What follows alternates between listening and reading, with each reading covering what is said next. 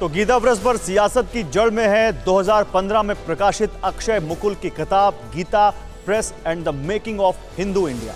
किताब में उन्होंने इसके संस्थापकों और राष्ट्रपिता महात्मा गांधी के संबंधों का जिक्र किया है। इसमें क्या लिखा गया है ये जानने से पहले आपको गीता प्रेस के बारे में बताते हैं। गोरखपुर में इसकी स्थापना वर्ष 1923 में की गई थी। इसके दो संस्थापक थे, जयदयाल गोयंका और इसकी पत्रिका कल्याण के संस्थापक संपादक हनुमान प्रसाद पोद्दार।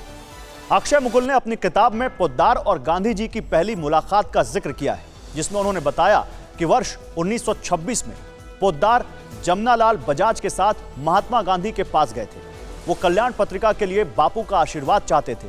तब गांधी जी ने उन्हें दो बातें कही थी, पहली विज्ञापन प्रकाशित नहीं करना और दूसरी पुस्तक समीक्षा मत छापना। उस समय पोद्दार ने गांधी जी की यह सलाह मान ली थी। इस संकल्प को गीता प्रेस आज भी पूरा करती है। कल्याण और कल्याण कल्पतरु में आज भी ना विज्ञापन छपते हैं, ना ही किसी पुस्तक की समीक्षा छापी जाती है। अब आते हैं किताब के उस हिस्से पर जिसे आधार बनाकर कांग्रेस ने सियासत की। अक्षय मुकुल ने अपनी किताब में क्या लिखा है, पहले आप ये देखिए। गीता प्रेस और महात्मा गांधी के रिश्तों में खटास उस समय आने लगी जब जाति और सांप्रदायिकता के मुद्दों पर दोनों के बीच गहरे मतभेद उभरे। इनमें मंदिरों में हरिजनों के प्रवेश का मामला भी शामिल था और पूना पैक्ट भी। गांधी जी ने छुआछूत पर पोद्दार की सोच बदलने की भरपूर कोशिश की, लेकिन उन्हें कामयाबी नहीं मिली। गांधी जी के विरुद्ध पोद्दार की तीखी बातें कल्याण पत्रिका में 1948 तक छापी जाती रहीं।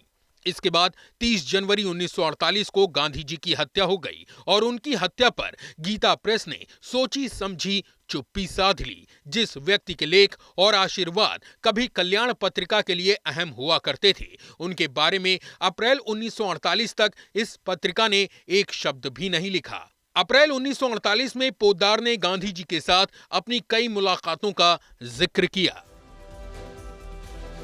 हालांकि अक्षय मुकुल की किताब के दावों के विरोध में आज भी अलग अलग तर्क दिए जाते हैं। 11 मार्च 2018 को पांचजन्य में शान कश्यप की ओर से एक आर्टिकल लिखा गया था, जिसमें 26 मार्च 2017 और 11 फरवरी के डॉक्टर संतोष कुमार तिवारी के दो लेखों की चर्चा की गई है। इसमें लिखा गया, महात्मा गांधी की हत्या के दिन शाम तक कल्याण की अधिकांश प्रतियां भेजी जा चुकी थी। बाकी जो प्रतियां बची थी उनके प्रारंभ में ही महात्मा के बारे में 3 पृष्ठ चिपकाकर उन्हें पाठकों को भेज दिया गया था। इन 3 पृष्ठों में से पहले पृष्ठ पर बापू की तस्वीर थी। पोद्दार और गांधी जी के रिश्तों में मिठास और खटास का सच आज भी बहस का विषय है, लेकिन दिलचस्प है कि जो कांग्रेस पार्टी गीता प्रेस की तुलना गोडसे और सावरकर से करके सम्मान पर सवाल उठा रही है, उसी के संस्थापक रहे हनुमान प्रसाद पोद्दार के नाम 1992 में खुद पीवी नरसिम्हा राव सरकार ने एक डाक टिकट जारी किया था। और आज जब जयराम रमेश के बयान पर कांग्रेस से पार्टी का आधिकारिक बयान मांगा गया तो मनीष तिवारी बैकफुट पर नजर आए। सम्मानित श्री जयराम रमेश जी ने जो भी प्रतिक्रिया दी है, ना ही मैं उसमें कुछ जोड़ूंगा और ना ही उससे कुछ घटाऊंगा। बीजेपी चाहती है कि कांग्रेस एक हिंदू विरोधी पार्टी घोषित हो जाए। जो बीजेपी चाहती है,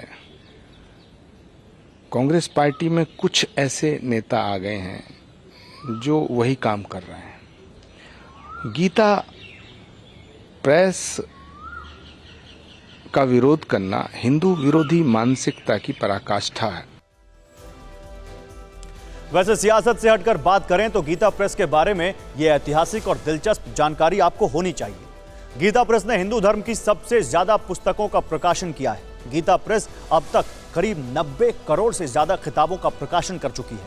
करीब 1800 प्रकार की किताबें यहां से प्रकाशित की जा चुकी हैं। गीता प्रेस से रोजाना 50,000 से ज्यादा किताबें बिकती हैं। गीता प्रेस में आज भी धार्मिक पुस्तकें 15 भाषाओं में छपती हैं।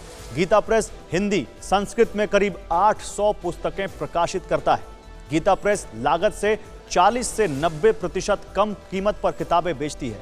हर महीने करीब 400 टन कागज पर छपाई होती है। छपाई में एक भी अशुद्धि नहीं होती।